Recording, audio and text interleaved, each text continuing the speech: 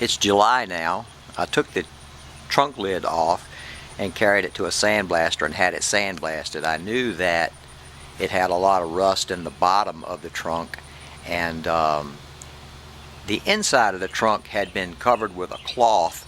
What they did was they sprayed some sort of glue in there and then covered the inside of the trunk with a cloth, so it had a lot of glue residue on it. And I felt like it'd be easier to have it sandblasted on the inside to get the inside nice and clean than what I would have to do to clean it with wire wheels and that sort of thing. Here's what I'm talking about. If I had to get in here with wire wheels and cut all this stuff up and clean it all up, it would have been taking a long time. So what I have now, that surface there is suitable. I can just paint that and I think it'll look nice. The rust down in the bottom, though, is what I have to repair. Let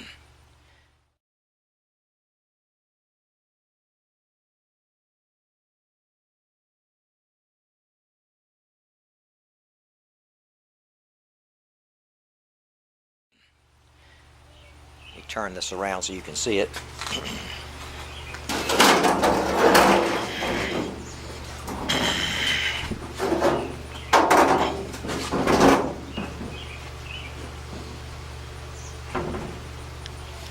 Alright, there's all the rust in the bottom. Instead of repairing this, what I've decided to do was I was going to create a transom in the back of the car and cut the trunk off a little shorter.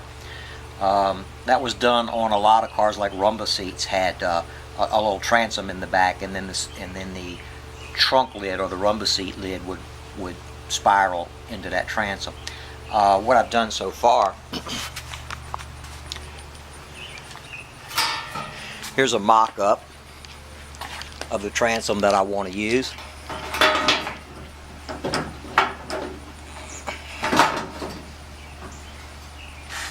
There we go. Anyway, that's a mock-up of it. I might get a better one made. If I don't use that one myself, the one I made myself, I might get a better one made. I don't have the dies and rollers to roll a bead in it like I'd like to have in it, so I might have to get somebody to do that for me. But anyway, I'll build the transom across the back, cut the trunk off short. I've already done some preliminary measuring. If I used that transom at that height, the trunk would come down to here. What I looked at doing was cutting the outer skin 3 inches below the transom and cutting the inner skin, the inner shell, the support beams, cut them off about equal with this. Then the 3 inches would give me enough decent material to fold up and create a lip down here, and that lip would close down on the actual joint that I'm going to make in the transom. So I'll probably begin that process today. I'll have to mount the trunk, mount it solid, and align it, and then mark it with some very accurate markings. I don't want to end up cutting it off and then have to modify the transom to make it even taller. I may even make it shorter. I'll make that decision today while I'm working on it. Okay, here's where I'm at today. It's middle of July. I think it's the 16th. What I've done is I've cut the outer skin off the trunk. This was the outer skin, the part that was rusted up at the bottom of the trunk. I cut that off, and then I went to the inside and cut the inner skin off right here. So this is the part that was on the inside. So that's the inner and outer skin cut off. Now what I have is this. And the idea now is for me to take this piece of angle iron. Actually, it's aluminum. I might get a piece of iron, but I think this aluminum will work. And I will measure strategically and clamp this right in here. And then with that clamped in place, I'll start hammering this lip over until it folds over to double thickness. And then when it folds over to double thickness, I'll take some of this scrap off of here, off of this piece here, and weld it from here down to the double thickness to give the trunk lid some support.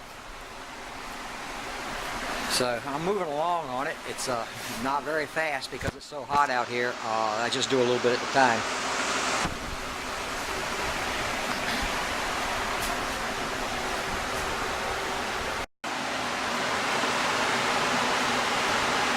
Alright, I have the angle iron clamped in place, and I've already begun folding the metal using these pliers. Just grab the metal here, kind of fold it up against the angle iron just a little bit at a time, working my way all the way across.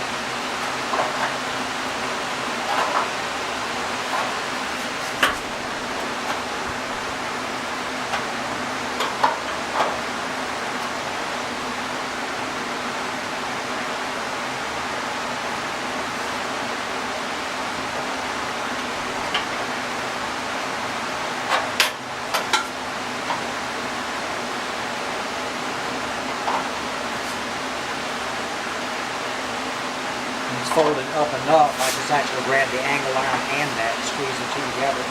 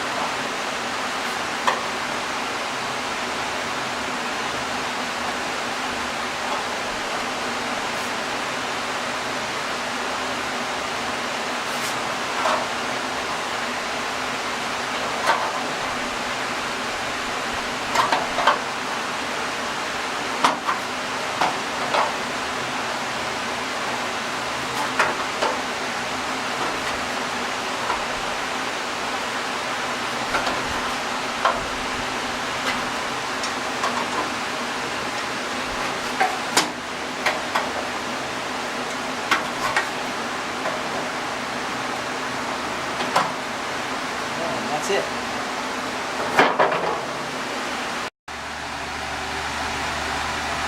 Alright, here's my test fit.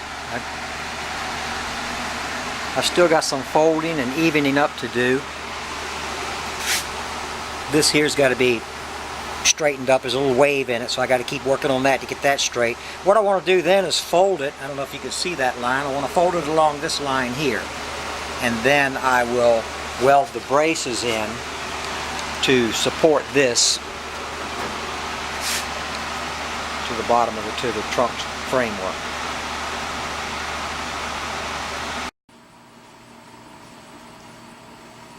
Here's the completed trunk. I rolled the lip around here. I rolled this down flat and then did a second roll in it and created this so that it matches the sides of the trunk lid. Then in order to support it, what I did was go back and I folded out these brackets here and welded it to the lip here and then to the support itself, the inner trunk support itself, and then just shaped them off across the tops, just like the shape of the trunk supports.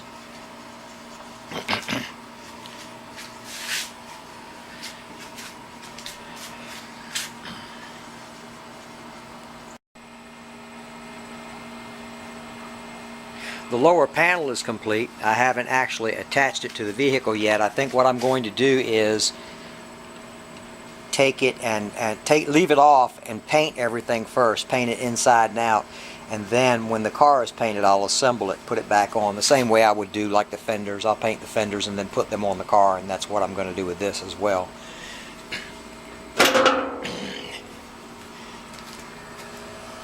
Let's see.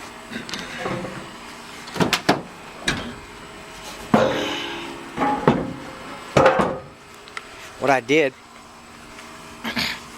I got a piece of steel that already had an angle bent in it like this, and then welded it into the top of the trunk to create the lip, so that when the deck lid comes down and folds down, it folds against this lip here.